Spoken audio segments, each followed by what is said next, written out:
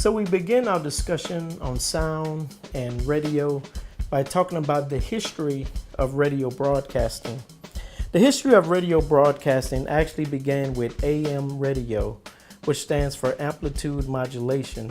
The important thing to know about AM radio is that AM signals travel really far. That's the thing about when you're looking at AM versus FM, and we're going to talk about FM in just a minute. AM signals travel via ground waves. So the advantage of AM radio is that the signals can travel thousands of miles. But the thing is that those signals travel mainly at night in terms of, traveling in very long distances. So as we can see here, if you notice here during the daytime, AM signal does not have a really strong power or strong output. But at night, it reflects off the atmosphere. So, a lot of times radio stations have to decrease their transmitter power and so on because they have a lot of bleeding that goes on in terms of broadcasting with AM radio. So at night, the signals travel further, as we could see here. They travel further because they reflect no longer on the ground waves, but they reflect mainly off of the atmosphere at night. Moving on to FM radio. FM travels by line of sight. So the higher an antenna is for an FM radio station, the further the signal would go. Of course, the advantages that FM has over AM is that the signal is more clear. It's more of a stereo signal as opposed to AM, of course, because AM has a lot of static in it. Whenever you have rain and so on with AM signals, you experience a lot of that static, so the signal is not going to be as clear. But with FM, you usually don't have that issue. But the signal, the disadvantage of FM is that it doesn't travel thousands of miles like an AM signal, mainly hundreds, maybe 100 to 200 miles and so on. So that's the thing about FM radio. So it's travel line of sight, meaning that the higher the antenna is of a radio station, then that's the further that signal could travel. Moving on to radio station call letters.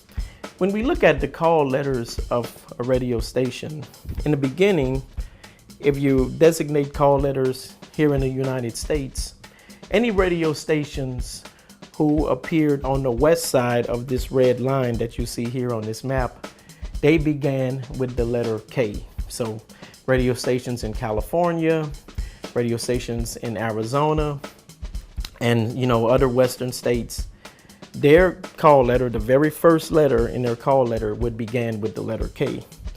Any radio stations to the east side of this particular line would be designated with the call letter W. So later on in 1923, the line moved as to the Mississippi River. So now any radio stations to the west side of the Mississippi River would begin with the letter K as opposed to that red line. And any radio stations to the east side of the Mississippi River would be designated with the call letter W.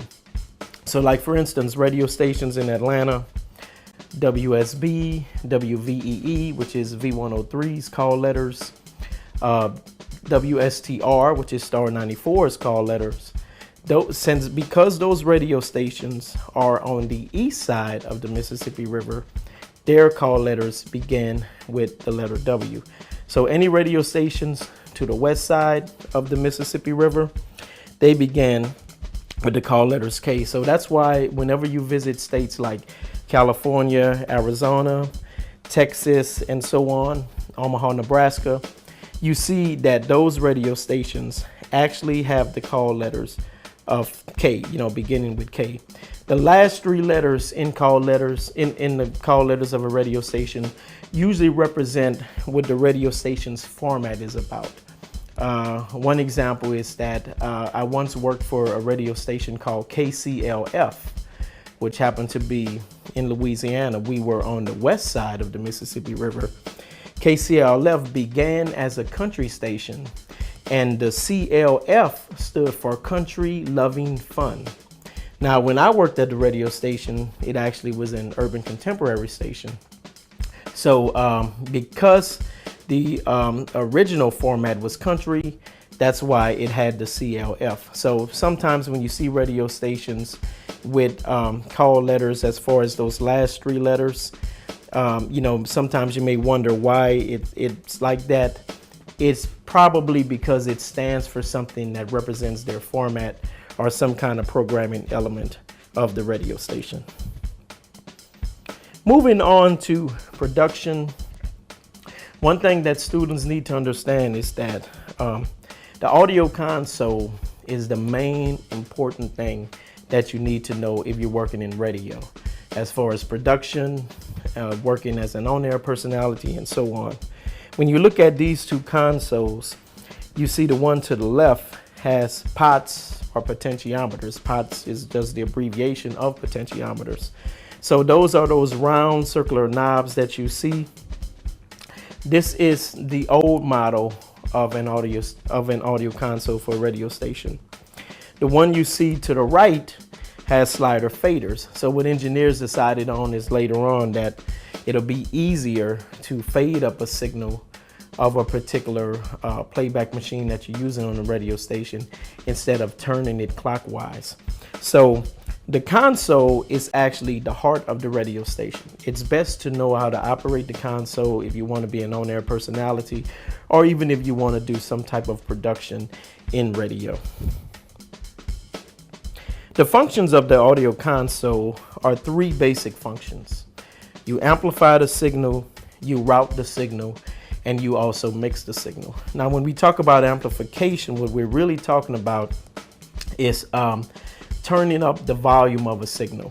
Amplification could come into just turning up a monitoring knob on an audio console, which means you as the personality could hear the volume in the room, or even fading up a CD player, for instance, that appears on your console, and you're amplifying the signal by making it louder or making that output a little bit louder.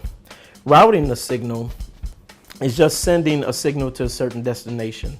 In a minute, we're going to talk about different channels of an audio console.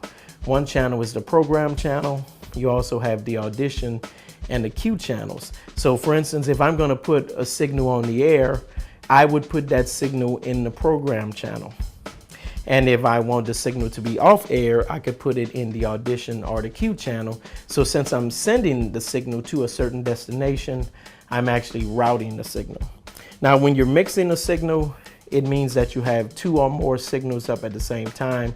Like for instance, if I'm just doing a simple voice track with a music bed behind my voice, I have both the music and the voice up at the same time on my console. And by having that, I'm actually mixing those two signals. So that's what we mean. The functions of the audio console: amplification, routing, and mixing. Moving on to the three channels that appear on an audio console, it's very important to know this information, because if you're working as an on-air personality, you need to know which signal is going out over the air to your listeners and which signal you are only listening to in the actual control room. So let's say, for instance, you have, let's say, 2 CD players. I'm just gonna kind of go old school because I know a lot of people don't use CD players anymore like they used to. But let's just use CD players as an example.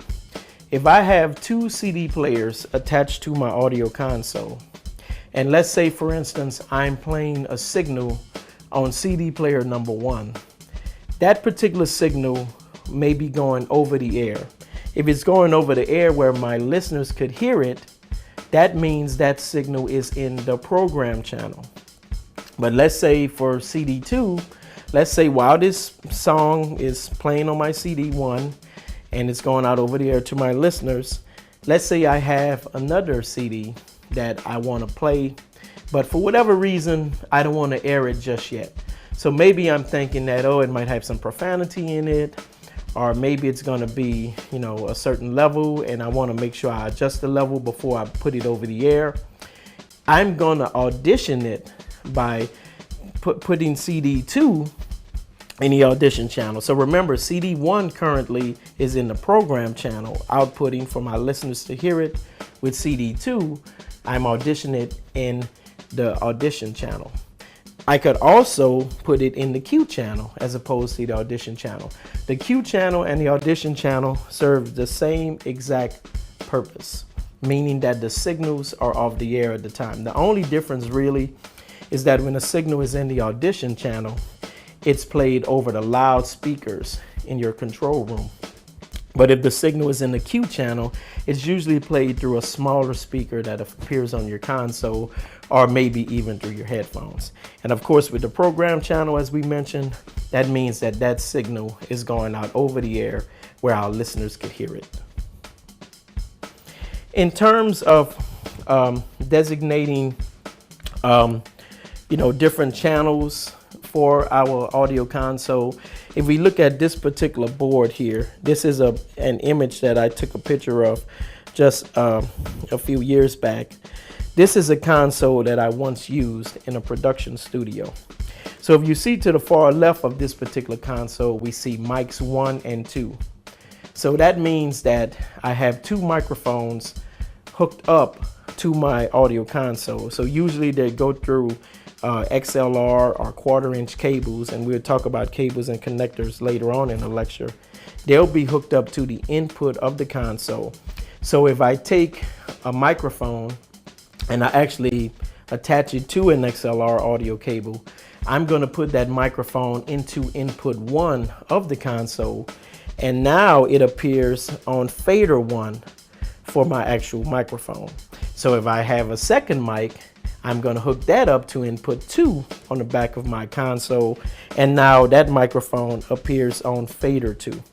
And then of course you see the next few faders: DigiCart, Adobe Audition, CD1, CD2, later on WSCU Broadcast, and so on. So whenever you're working at a radio station and you wondering, well, how do I fade up the signal of a CD player or whatever playback system that you're using, your microphones and so on, it's best to look at what's labeled on your board so you know.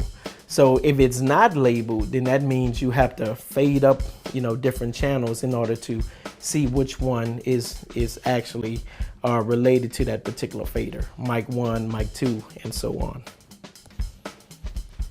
Moving on to the next slide, we look at the master fader. Now the master fader is the most important part of your audio console. Sometimes when you look at newer consoles, they may not have a master fader on them.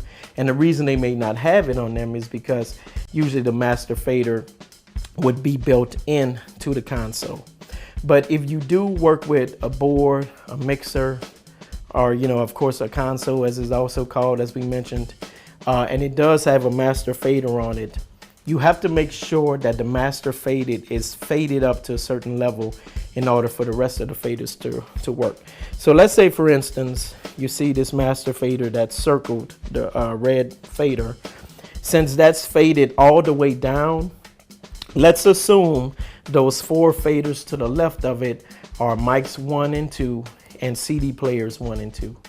If we fade those faders up, mics 1 and 2 and CD players 1 and 2, if we fade those up all the way, then that means that the signal will not work. Why? Why will it not work?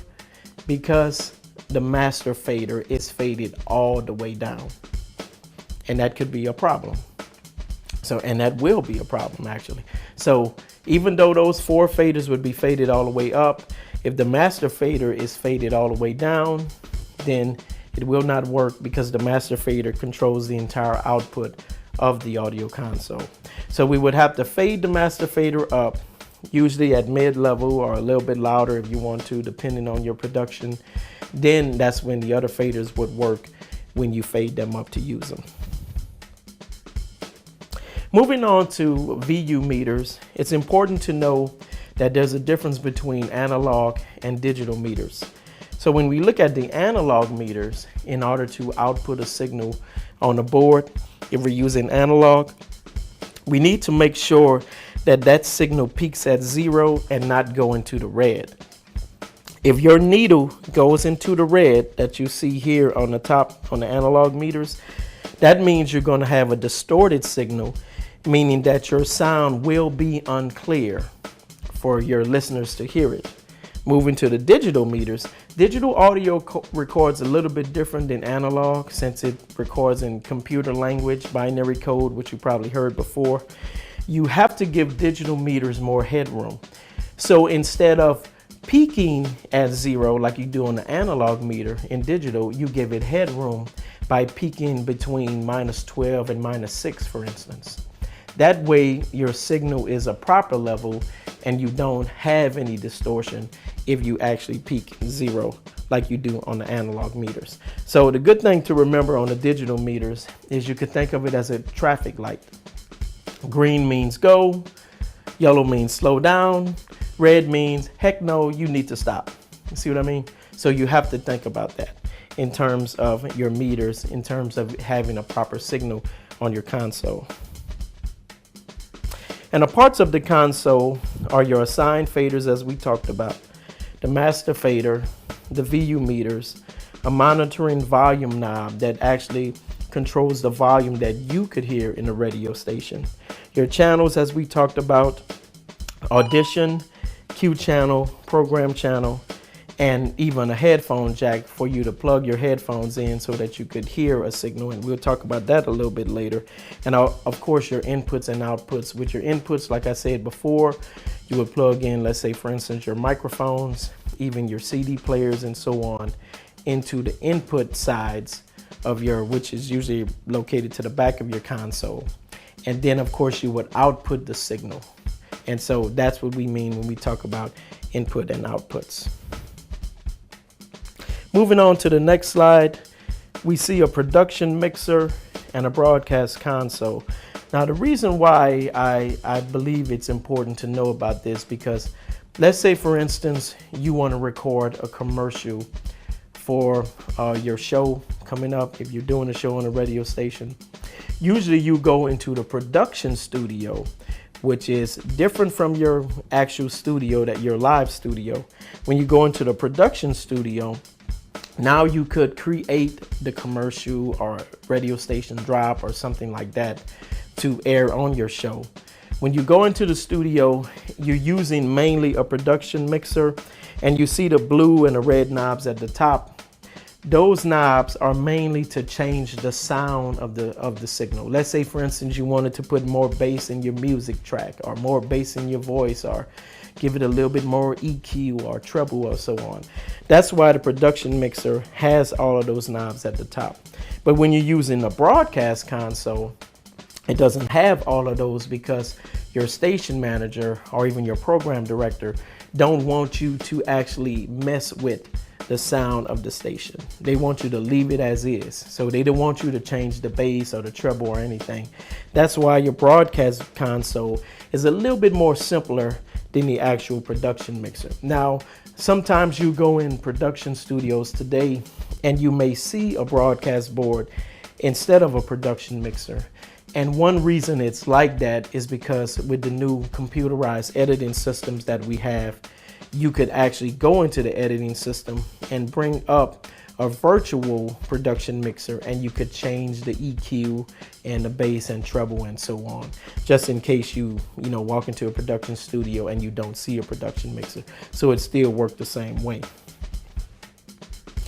Here are some important terms to know about working at a radio station, or just doing radio production, or even, of course, live on air radio. When you crossfade a signal, it means that you have one signal up playing, and then you fade up a second signal and fade down that first signal. So let's say, for instance, you have one song that's being played from CD player number 1, and you want to fade in a song from CD player number 2. As you gradually fade up CD 2, you're gradually fading down CD 1, and it gives it sort of a crossfade, a segue, or a mix, which is what crossfade is. Modulation mainly talks about how proper your level is when you're looking at your VU meter. So again, when we're using our VU meters like we talked about before, in order to modulate a signal well, you want to make sure that that level is at a proper level, meaning that you're not getting a distorted signal. You're not peaking in red on an analog meter, or you're not peaking at 0 on the digital meter. So when you modulate, modulation means basically that you're putting the signal at a proper level. The muting system is a really good tool to have in a radio station. The purpose of a muting system is to prevent feedback. So if you ever walk into a live studio of a radio station, usually what happens is the on-air personality, let's say for instance, they're playing their music really, really loud when you first walk into it, and then they go on the air. If you notice what they're gonna do when they go on the air, that particular personality, he or she is gonna put on his or her headphones as soon as they're about to open the mic. Because when the mic becomes open, meaning that the mic is on the air, then the open mic will silence those speakers that's located in the control room. Let's say, for instance, we did not have a muting system. If we didn't have a muting system, that means those speakers would still play loud. The sound would go into that open mic and cause a loud squealing sound, which gives feedback. So that's why it's important to know that a muting system is built on your board so that you won't receive any feedback. Music bed. Music bed basically is an instrumental that an on-air personality is playing under his or her voice. So sometimes when you hear an on-air personality going into a commercial stop set or coming out of a commercial, for instance, they'll be playing an instrumental of maybe a popular song, for instance, and that song would be under their voice, which is why it's called a bed, because of course we lay on a bed and the voice would be laying on top of the music. Now that means that that music bed is actually at a lower level, and then the voice track of that on-air personality would be at a proper level. And of course, dead air is something that we don't want in radio. Usually I tell students that if you have 2 to 3 seconds of dead air, it could really make somebody tune out. So that means if you have dead air, meaning that you actually hear silence on the radio station at one particular time, it's possible that your listeners could tune out and turn to a different radio station. So that's why you want to eliminate as much dead air as possible. So dead air is a no-no when you're working in radio. Moving on to our discussion on microphones, it's important to know that microphones are different from each other. Microphones have different pickup patterns. So we see here omnidirectional, bidirectional, unidirectional, supercardioid, even hypercardioid. All are different pickup patterns of microphones. The easiest way to remember the pickup pattern of a microphone is to look at the prefix. Omni means all. So if you ever go to church and you hear your preacher say, God is omnidirectional, or God is omnipresent, I should say. If by God being omnipresent, that means he's everywhere. So omni means all.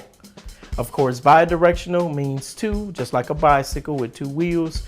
Unidirectional means 1, like a unicycle with 1 wheel. So looking at omnidirectional, the time when we'll use an omnidirectional microphone, for instance, is, let's say, for instance, we're reporting at a football stadium prior to a game that's about to start. If we have fans behind us as a reporter, tailgating and so on, and they toss to me going live as a reporter, I'll have my microphone holding it in my hand a good 6 inches away. And that's one thing good to know is mic distance. The distance of a microphone usually should be about 6 inches under your mouth. Now, usually you hear 6 to 12 inches, even 3 to 6 inches. So, which all are pretty good, but usually I say about 6 inches underneath your actual mouth or under your chin if you're using a lavalier microphone.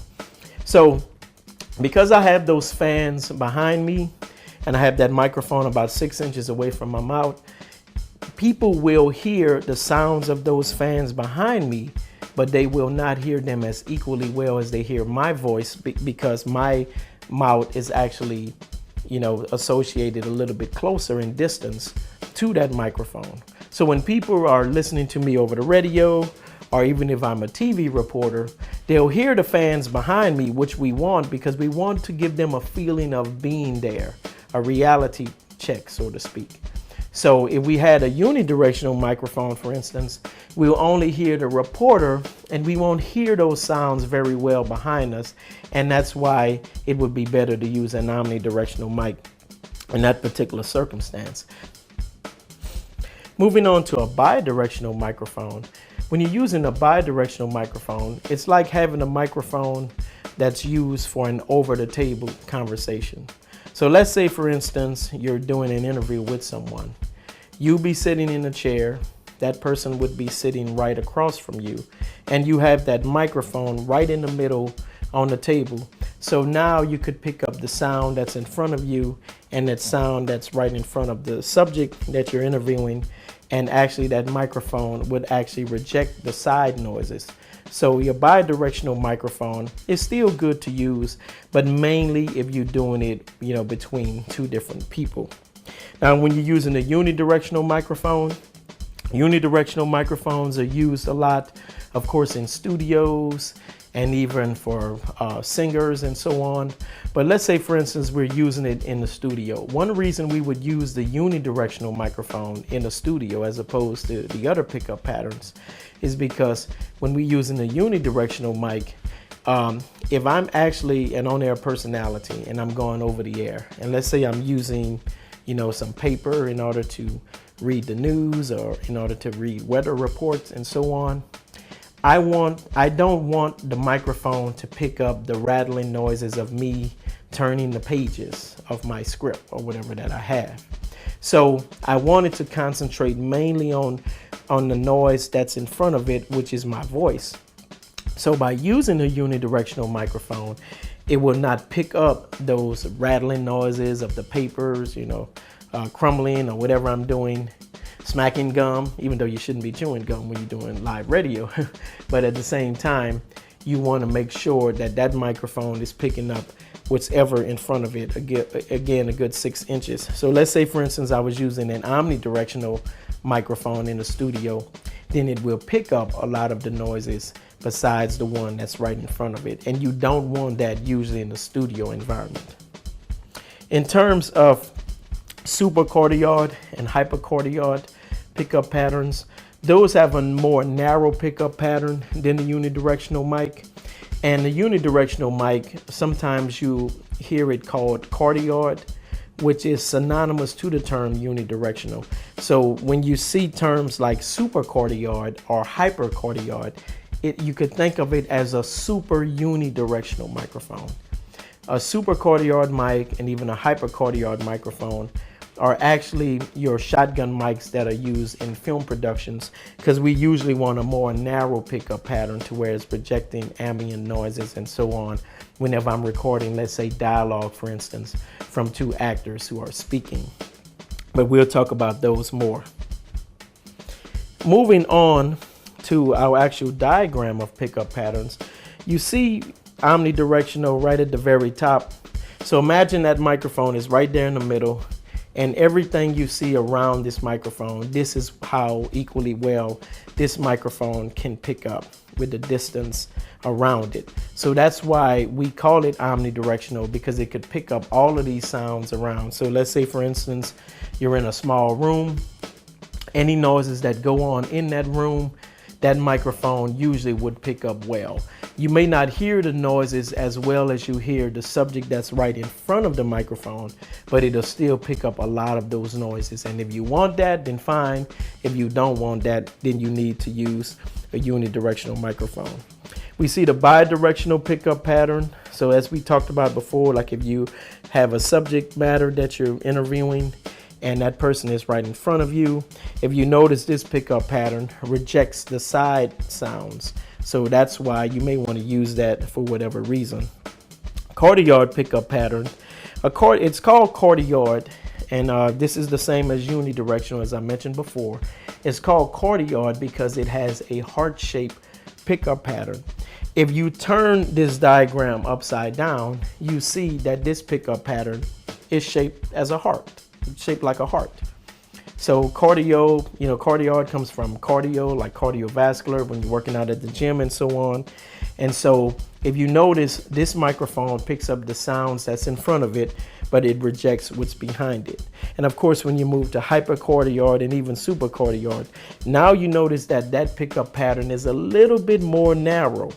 So if you're doing film productions, for instance, you're picking up dialogue, that's one reason why it's important to know that, hey, I want a hypercardioid or even a supercardioid microphone in order to pick up, the sound a little bit better than just a regular cardioid mic or unidirectional mic, which may not reject those noises as well as the hyper or the supercardioid microphone. Moving on to microphone types, it's important to know what's inside of a microphone.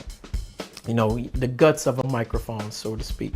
So you have condenser mics, dynamic mics, and even ribbon microphones.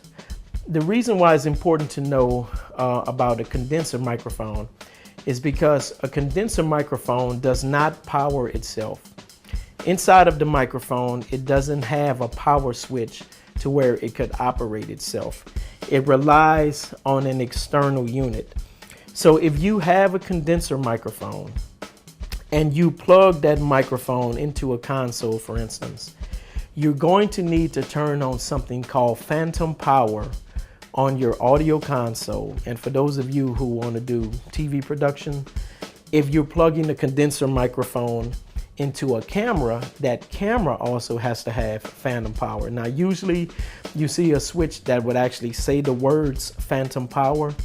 If it doesn't say phantom power, it may say plus 48 volts or even plus 24 volts, which are actually the voltage for phantom power. So if it doesn't say phantom power, it look for 48 or 24 voltage, meaning that that's the actual switch to actually activate phantom power for that microphone.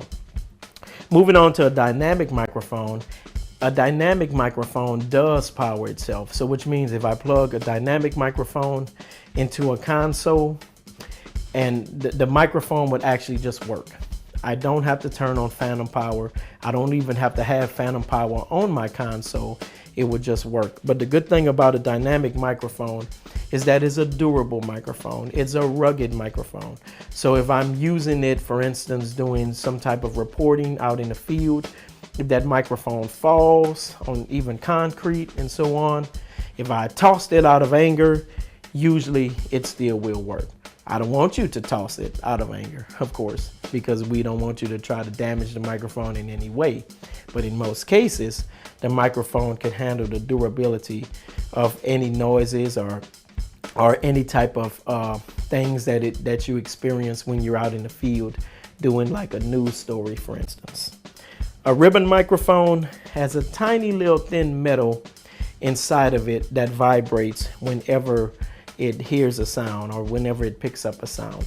Usually your ribbon microphones are usually used to pick up nice warm voices or maybe even small instruments. So you don't want to use a ribbon microphone, for instance, to pick up drums or something heavy if you're doing a certain production.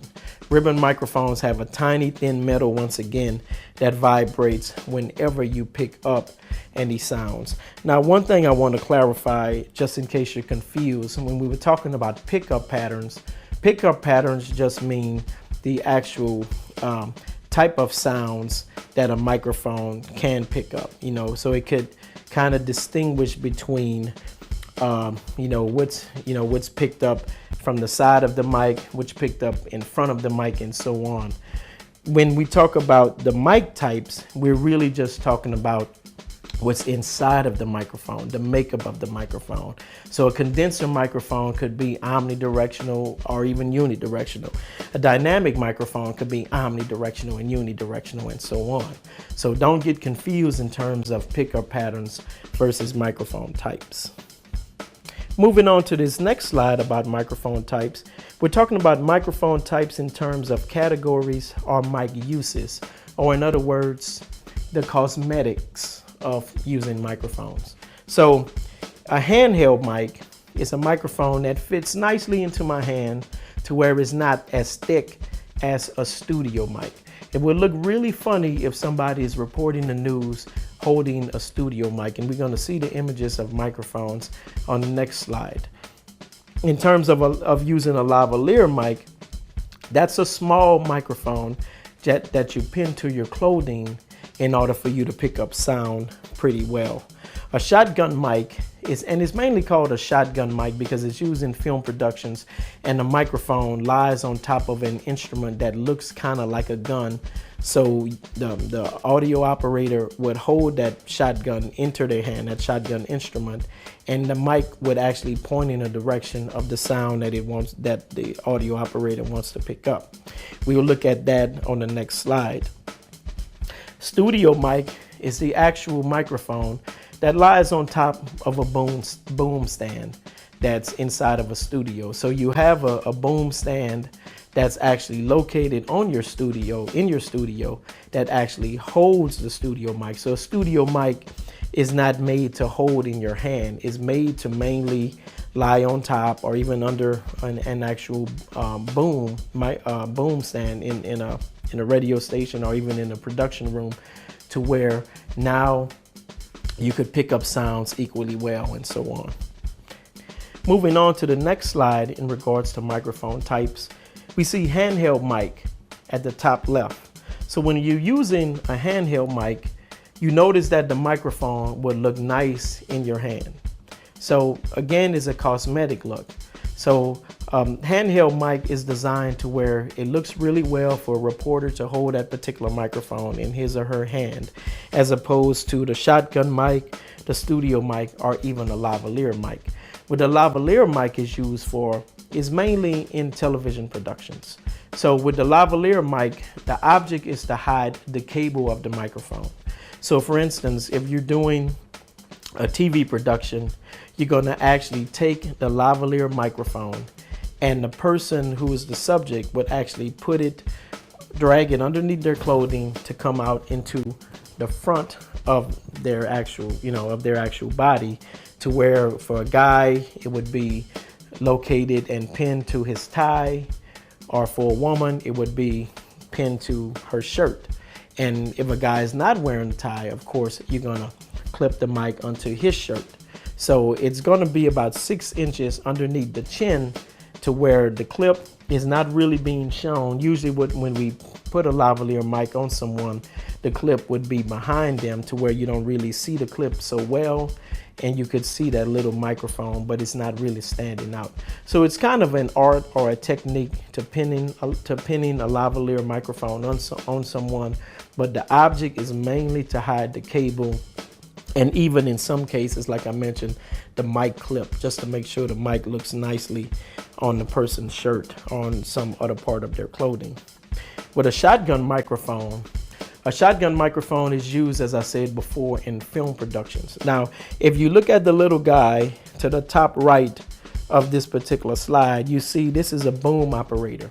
He's actually holding a shotgun mic. So he's using it in a boom way, if you want a boom man, or if you want to look at it that way. So you see something kind of fat, on his actual microphone. That shotgun microphone that you see in the image, located by the word shotgun, is actually underneath that device that this guy have on his mic, at the end of his mic. So what he has on his mic is called a windscreen or a wind filter, which is why the end of his mic looks different from the actual shotgun mic. So the image you see located right by the word shotgun, this is actually just the bare part of that actual shotgun microphone. So when you're using a shotgun microphone, you're going to put the windscreen or the wind filter and slide it on top of it in order to reject wind noises, and even in order to pick up sounds of people a little bit better by rejecting any type of breathing sounds and so on. With the studio mic that's underneath the shotgun mic, again, that's a microphone that's going to be attached to the boom stand in a studio, whether it's a live studio or even a production studio. And that studio mic, once again, is not held in your hand like you do with the handheld mic.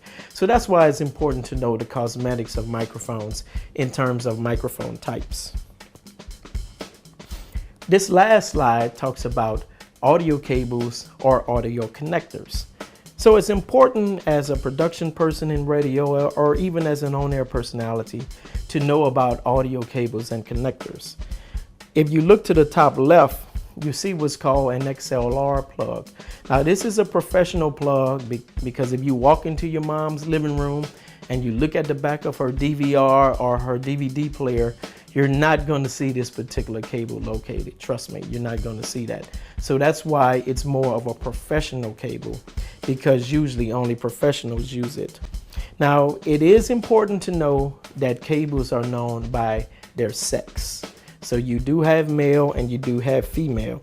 If you ever purchase an XLR cable, on one side of it is going to be the female, and on the other end is going to be the male part of the cable.